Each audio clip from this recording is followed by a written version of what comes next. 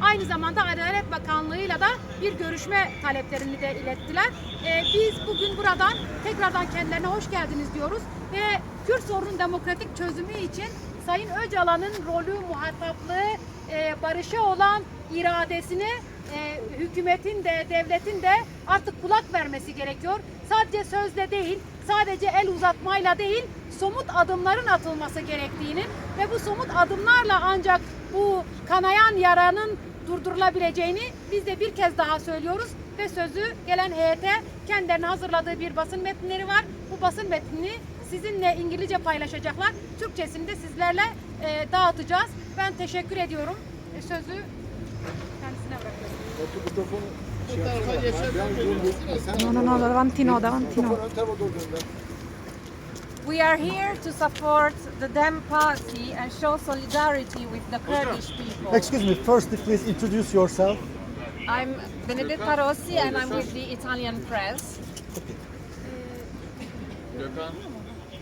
We believe that especially at this time it is essential to engage with the Turkish government to explore potential strategies for constructive dialogue, and it is vital to highlight the importance of Mr. Abdullah Öcalan's voice in this process.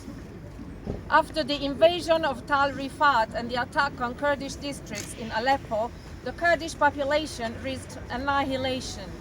As a matter of fact, since 26 November, the Aleppo region has been at the center of an unprecedented military escalation that is jeopardizing the lives of thousands of civilians, especially those belonging to the Kurdish population. The situation is extremely tense and increasingly vulnerable civilians are facing an unprecedented siege and humanitarian crisis. The Rojava Revolution was a unique experience of self-determination, human rights, and resistance against oppression. Originating in the Kurdish lands of northern Syria, the revolution has built a system that promotes gender equality, direct democracy and peaceful coexistence between different ethnic groups and religions. In a context of conflict and instability, Rojava has been a beacon of hope, showing the world that it is possible to build an inclusive and just society, even under the most difficult conditions.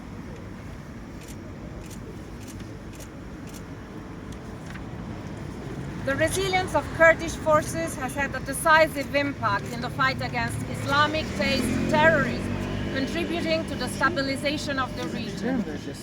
Nonetheless, 10 years after the historic Kobane resistance that put an end to ISIS expansion, this model of society is currently being threatened with the annihilation not only of the Kurdish people, but also of the values of freedom and democracy that Rojava embodies. Therefore, we would like to make a strong appeal. Swift and decisive action is needed to stop the violence and avoid a new humanitarian catastrophe.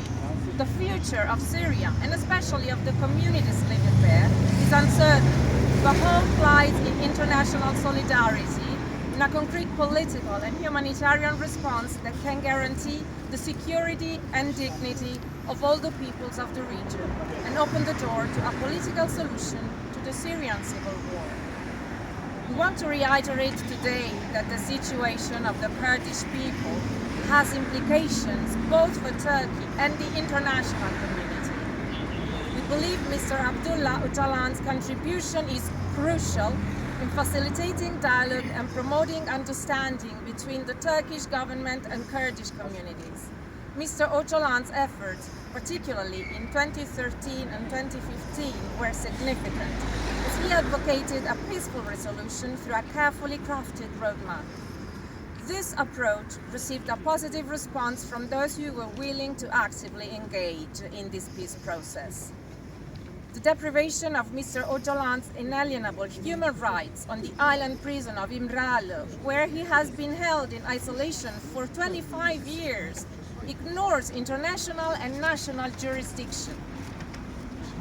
On 18 March 2014, the European Court of Human Rights ruled that the sentence of life imprisonment without the possibility of parole imposed on Mr. Öcalan constitutes a violation of Article 3 of the European Convention on Human Rights. This article of the Convention states that no one shall be subjected to torture, inhuman or degrading treatment or punishment. The court also ruled that his sentence of life imprisonment without the possibility of parole violated his fundamental right to hope, effectively amounting to a prolonged death sentence. In its judgment of 19 September 2014, the Council of Europe's Committee of Ministers also called on Turkey to comply with the ECHR rulings.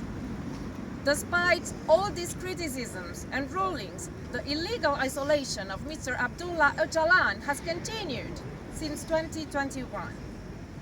We are here to remind the Turkish government about this important ruling of international law and to appeal to their sense of justice and compliance to the basic principles of democracy and human rights. Therefore, we strongly demand the immediate release of Mr. Öcalan and the start of concrete peace talks, and we will be determined to continue our effort in this direction until a just peace agreement for Kurdish people is reached and Mr. Öcalan is finally free. Thank you. Can I ask you a question?